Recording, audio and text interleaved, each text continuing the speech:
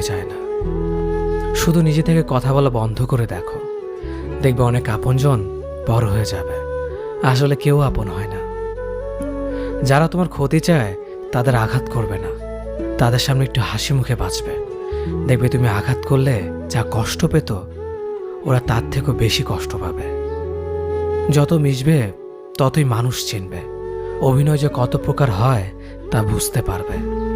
সবাইকে তোমার সত্যতা জানানোর দরকার নেই, যে যা ভাবে তা নিয়ে সমালোচনা করতে দাও।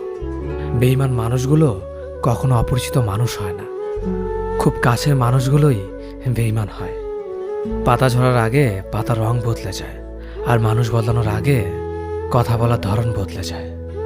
মন কখনো ভাঙে না, যেটা ভাঙে সেটা হলো বিশ্বাস। কেউ যদি তোমার সাথে কথা বলা বন্ধ করে দেয়, তাহলে বুঝে নিও তোমার পিছনে তারা তোমার নিন্দা করা শুরু করে দিয়েছে।